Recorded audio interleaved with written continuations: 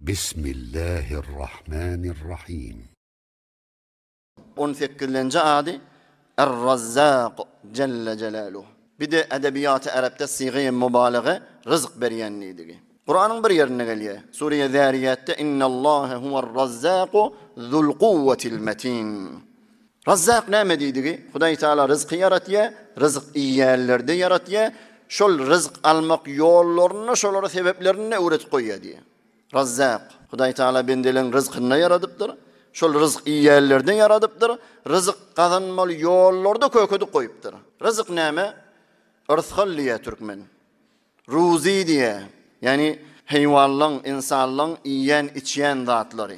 Hudaý Taala mahluklarını, öz mahlukatın yaratıp da rızıklarını boyun alıptır Müslüman doğun. Rızık diýilende tenha insanın gurrunu değil ha Müslüman doğun. Bir az fikre deyilişine. Razzaq adı eger qaw düşünjek bolsak, öýüňe bir 20 nefer çağırjak bolanda bir wada gaza nahara taama.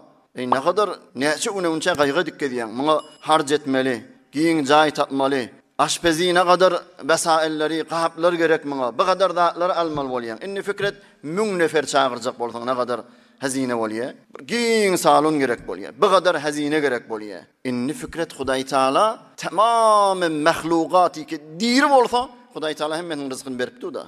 Ey günne näçe ton, näçe milyon ton buğdaylar harc edilýär, mesref edilýär. Kim berýär şonu? Er-Razzaq. Bu kadar heywanly ölýe etini yemeden şurym insanlar. Kim berýär şonu? Er-Razzaq. Bu kadar näçe ha litr sular mesref bolýar. Kim berýär şonu? Ey fikret Müslüman doğun. 10 nefer öýüňe çağır. Ey hatta gal bir 4 tane çağan iýbiçki gaýgy saňa. Ey getirip bolarmy ki diýip şu kynçylykla bilen diýip. Emma Hudaý Taala her fasille de tomuz bir jüre miweler beripdi, ýaz bir jüre miweler, kış bir jüre, güýüz bir jüre, her gaýsy de bedeniňe ýokul munazzam gelipdi da. Ey bir 100 nefer davet edende, sadaka edende, ey birine gatyk yetmeýänler, eti dogry bölünmeýänler, birine tuzy yetmeýänler, suw kem bolupdyr. Emma gözde bu kadar 7 milyard insan zindigi etýär, ýaşaýar. Bu kadar jyllar, her gaýsy ne kadar da diýär. Jengilläki heywanlar aýdamda ha, deryadaky heywanlar, kuşlar, uçup beren kuşlar havadaky. Yerin aşağında ýaşaýan möýmöjekler. Ey bu kadar derýanyň içinde olakon nähenkler we balyklar näçe ton tagziyesi bolýar günne biziň habarymyzda ýok. Kitaplarda gelýär Süleyman aleyhisselam dünya padişahlygydan peýgamber da bir gün diýipdir Hudaý Taala, ey bar Hudaýa diýipdir. Şu mahlugatyň iý biçkesini günörtan şuň men berjek diýipdir. Hudaý Taala bolýar. Onu näçe kilometr sofra ýazdyryp, jylladymyň ihtiýaryna, heýwanladymyň ihtiýaryna miwe barsyny döküp, taam barsyny bişirdipdir. Inni günörtan adamlara, heýwanlara, jyllara gel iyi diýmella. Bir gün boyun aldyda, birje gün derýadan bir olakon näheng çykyp, hemen gyburt edip ýipdi.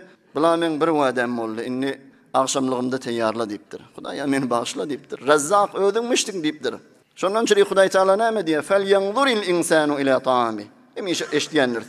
İnsan şu yiyen taamını bir gözdansın na diye Hudaý Taala. Fikretsin nireden gelýär. Nireden gelýär Müslüman doğan. Razzaq bolan Hudaý Taala deryadaky balyklaryň, heýwanlaryň da fikirini edipdir. Yerin aşağında ýaşaýan gansaň da fikirini edipdir. Uçup beren guşuň da fikirini edipdir Müslüman doğan.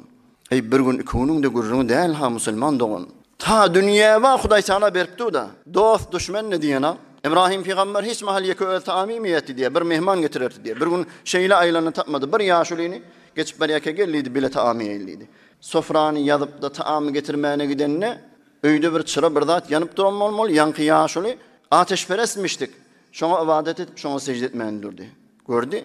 Ey sen kafirmiştik turugro diýdi. Hudaý Taala ol gitdi. Hudaý Taala diýdi ey dostum Halilullah diýdi. Men bendelim, men mahlugatyma bir jegedek taam bermäni sen başarmadyň diýdi. 70 ýyl bermen şo bilen muamele edip, şo bilen raftar edip diýdi, şoňa berip ben diýdi.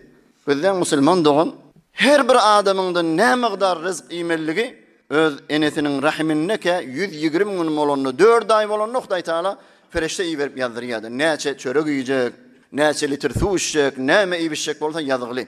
Peygamber sallallahu aleyhi ve sellem aýtdy Cebrail aleyhisselam geldi men ýüregime vahyetdi quýdy. Hiç bir canlı zat özüne mukadder edilen rızk ruzini imanı dünýäden ötmer. Hiç kimiň de rızkyny başga kişi iýmeli däl Müslüman doğan. Inni şeyler Razzaq Hudaý Taala necre zindegimize getirmeli bu ady. En muhim gurrun musulman doğun. Evinçe imanımız gavi bolmaly şoňa.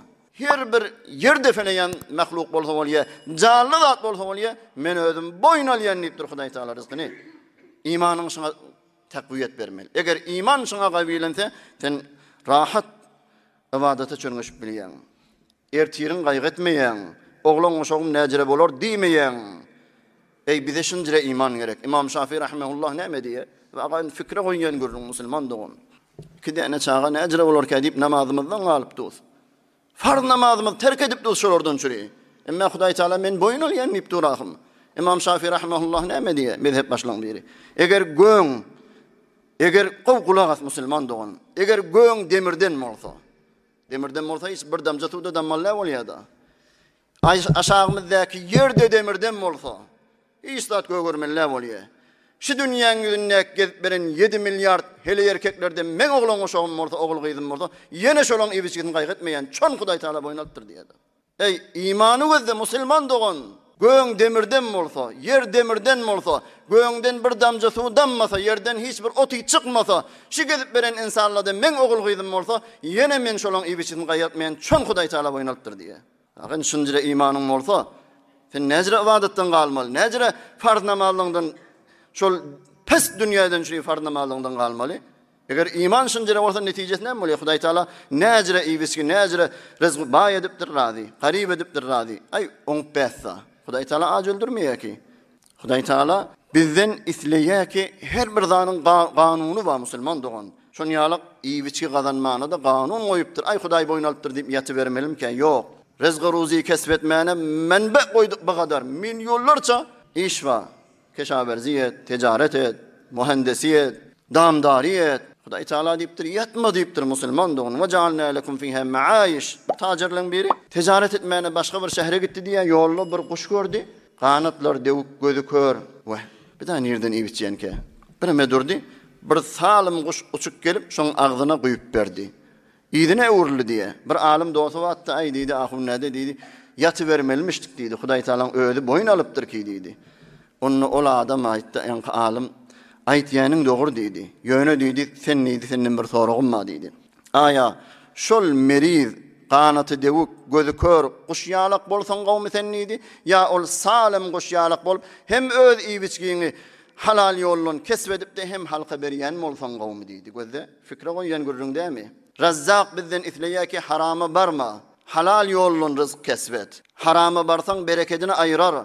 Harama barsaň ibadatlaň, dugalyň kabul bolmar. Yeme zerre haram ağaçtenandan bolor çahi neces bir zerre gan, bir qatre gandan, bir qatre gan bir quyoğaçta damsa neces bolýar. Bir zerrede haram bolsa ime. Eger aş menhi bolsa göz yumyp aş ve gerne taňla garnyňdan çykardaş. İyicek aşın haram bolsa gözüň yumda geç ondan ime, ýogsa kıyamet gün garnyňdan daş çykar diýip aýtdy. Erer hardelçe menhi zehre qatil, kılar bir qatre mey humsunu batil. Azyjykda şelemiň dänesi ýalykda bolsa, ol zeherdir sana, öldürýändir, dargatýändir zendegiňi haram bolsa. Haram az bolsa hem köpdir yamani, semani bolsa hem bilgil semani. Bedene ýaly füýji etli kuş da bolsa haram bolandan sonra semmil özüňe diýip aýtdy. Peygamberimiz Allahumme ekfini bi halalika an haramik. Ey bar Hudaýa, halalyňdan berip de haramyňdan meni biniyaz edewar diýip de dua etýänmişdik musulman dogan. Razzaq bizden isleýär ki halala bar. Eger hawlugyp rızkynka geljeksiň belahare. Hudaý Taala boýnalypdyr da. Şol günnene email zadyn geljek sana. Eger hawlugyp harama barsaň, on edamasine molye kullu lahmin nabata min al haram fan-naru awla bi. Haramdan önü wesýän et ol oda mustahak diýip aýtdy. Emme hawlukmany halalyndan kesbetseň, onu beheşte barýan. Her işte bol, vekil bol, tajer bol, keşaverz bol, tükençi bol. Her işte bol halaljak ýol bar ahym. Şoň kıyamatda soraljak da, nireden gazandyň, nire harj etdiň. Hatta bir gün niye Peygamber sallallahu aleyhi ve sellem'in ýanyna bir adam gelip Amr ibn Murra diýen adam gelip Hudaý Taala maňa betbahtlyk ýazdy diýipdir. Ay betbaht ozal takdirde betbahtmyşdyk diýýär bäziler. Bizim de aramızda var da ay ozal 5-nji ýazylypdyr ahym diýýär. Ol näçe ýyl menen öňçe bir ýoldaşymyz bardy Serwaz wagtymyzda. Ey näme işleýän gurrunde şol onno men toýlarda jaz bolýan. Ey bu haram ki. Ay bize şinjire ýazylypdyr. Size bir ýol ýazylypdyr, bize şeýle ýazylypdyr. Bir gunahy tewjih etme bolýar musulman dogan. Peýgamberimiň ýanyna bir adam gelip, "Ey Hudaý Taala maňa betbahtlyk ýazypdyr. Men rızq ruzymy eş elim bilen dümmük kakıp oňmuň toýunyna şey dip oglanjyklama iýbiçki berýän. Sen maňa ejaze ber ya Rasulullah. Odal maňa şeýle ýazylypdyr da. Şundary diýilýär da. Odal maňa şeýle ýazylypdyr. Sen maňa ejaze ber. Bir araq içilýän ýere barjakka ýöne toýlarda dümmük kakıp şey dip millet hoş edip iýbiçki gazanjak diýdi. La azana lak. Ejaze bermeýän diýdi. Bir edeni işin fiýlag da diýdi, nygmat da diýdi. Ey Hudaýyň düşmany seni alladyň diýdi. Hudaý Taala halalcık rızık sana mukadder etip koyupdyr. Emme şol halaly koyup sen haramyň izinden gidip dersin diýdi. Eger şu iş edip dukan görsetdim seni urartdım diýdi. Kum anni ve tub ilallah. Tur diýdi, towbet diýdi. Eger ýene bir gezek dümmük kakıp da pul gazanyp duranyň görsem diýdi. Peýgamberimiz gaty uraryn diýdi. Zarabtuke zarban waji'a. Qahar geldi peýgamberimiz. Saçyňy sıyıraryn diýdi. Hanewadaňdan teb'id ederin idi. Medineň jawallarına aýdaryn şoň eline näme bolsa kakıp almak halal diýip aýdaryn idi. Ol adam turup gitdi, towbe etmedi diye. Peýgamberimiz aýtdy: "Haula'il usat, şu günahkarlar diýdi.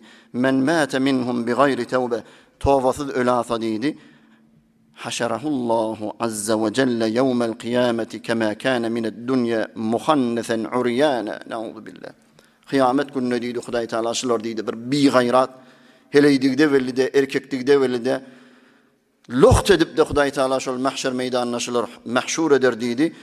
Şol özüni basyrynmana şol giň meýdanyna hiç zat tapmar kullama qama sara her mahal ýykylanna turanna ýykylar däli ýalak bolup ýokary galyp ýürüjek bolar ýykylar şey dip süýrenip de biýabary bolup loht bolup da hesap kitap meydanına barar diýdi Peýgamberimiz. Biz halal çörüň izinne bolmaly musulman dogan. Ol oglanjyklaň zenanaňa berýän bokurdağından geçirýän çörügiň gözde şübhe dädir, oňyň haky dädir.